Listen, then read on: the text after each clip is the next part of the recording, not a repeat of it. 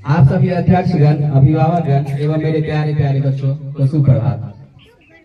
जैसा कि आप सभी को पता है, आज हम लोग यहाँ 75वां संविधान दिवस मनाने के लिए एकत्रित हुए हैं। तो सबसे पहले हमारे जो संविधान बनाए डॉक्टर भीमराव अम्बेडकर, उनको मैं नमन करता हूँ। जैसा कि आप लोगों को पता है, हम लोग का जो भारत का संविधान है वो पूरे दुनिया में सबसे सर्वश्रेष्ठ संविधान है, क्योंकि यहाँ लोगों को समानता का अधिकार दिया गया है। कोई भी लोग गरीब हो या अमीर हो, सभी को एक समान का अधिकार दिया गया है। जैसा कि आप सभी को पता होगा, एक कहानी भी है, जैसे कि जब एक नन्ही सी चिड़िया जब खुले आसमान में अपना उड़ान भरती है, तब जब वो बहुत ऊंचे चले जाती है तो उसे अपना आजादी का अनुभव होता है।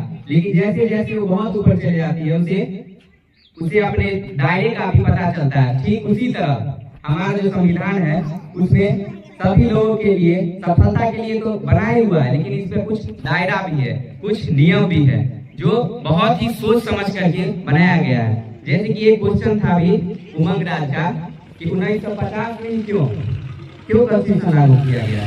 तो जैसा कि आपको पता होगा, आप लोग पढ़ते ही आ रहे हैं, 1947 में हमारा देश आजाद हुआ था। कब हुआ था? 1947 में। अब ये तो नहीं है कि कॉन्स्टिट्यूशन तुरंत मतलब बन के तैयार हो गया, तुरंत आज है बनेगा, आज है, जैसे लिख रहे हैं, कोई कहानी लिख रहे हैं, कहानी लिख करके तुरंत प्रकाशित कर दिए, ठीक है, वैसा नहीं होता है। कॉन्स्टिट्यूशन मतलब जो एक बार अगर बन गया, ठीक है, उसके बाद फिर चलते रहे, उसमें कोई संशोधन नहीं हुआ, अमेंडमेंट नहीं हुआ। अमेंडमेंट होता है, अमेंडमेंट कब होगा? जब देखा जाएगा कि ये अब मतलब समझिए, जब डॉक्टर भीमराव अम्बेडकर जब बनाए थे, अकेले कॉन्स्टिट्यूशन नहीं बनाए थे, अकेले थोड़ी ना बैठ करके बना दिए, लिख करके रात में लिख दिए। बहुत सारे आदमी मिल करके, जो बहुत पढ़े लिखे लोग थे, असेंबली में बैठ करके, और उसके बाद वहाँ पर बनाया गया। और बताइए इतना अच्छा जो था, मतलब हमारा कॉन्स्टिट्यूशन है बनाया हुआ है, जिसमें आज तक कोई ज्यादा अमेंडमेंट नहीं हुआ, मतलब ज्यादा संशोधन मतलब समझते हैं क्या होता है, मतलब उसको एडिट नहीं किया गया कि ये गलत है। इतना अच्छा से सोच समझ के बनाया गया कि आगे जाकर क्या होगा, मतलब फ्यूचर देखना चाहिए, समझिए कि अभी करना है इसको। ऐसे ही जैसे कि आप लोग पढ़ते होंगे, अभी हम लोग बहुत बच्चा को पॉलिटिकल साइंस नहीं पढ़ते हैं, जैसे क्लास 7 में बच्चा को बोलते हैं पॉलिटिकल साइंस मजा नहीं आता है। क्यों नहीं मजा आता है? कोई भी सब्जेक्ट में इंटरेस्ट लेना होगा। पॉलिटिकल साइंस का हिंदी राजनीतिक शास्त्र। राजनीति में कौन लोग आना चाहते हैं? माइक दूसरा माइक दीजिए। जैसे कि आप सभी को क्लास 7 के बच्चा जैसे पॉलिटिकल साइंस नहीं पसंद है ज्यादा, क्या कौन सा ज्यादा हिस्ट्री पसंद होगा, ज्योग्राफी होगा, और जिस पॉलिटिकल साइंस बहुत बच्चों को नहीं पसंद रहता, बहुत बच्चों को पसंद तो रहता है, ये कुछ बच्चे को पसंद नहीं रहता। क्यों बोलता है सर राजनीति में हमको नहीं जाना है? राजनीति थोड़ी उसको पढ़ के राजनीति में नहीं जाना है हमको। हम लोग अपने अधिकार को जान पाएंगे उसको पढ़ के, ठीक है, अधिकार को जान पाएंगे, हमारे समाज में क्या होता है उसको जान पाएंगे। जैसे राजनीति होता क्या है, राजनीति को हम लोग समझे तो जैसे कि एक एग्जाम्पल भी है कि जब एक और एक को मिलाकर 2 बन जाए, जिसे गणित कहते हैं। जब एक और एक मिलाकर 11 हो जाए, तब उसे संगठन कहते हैं। जब एक और एक मिलकर एक ही रह जाए तो उसे प्रेम कहते हैं।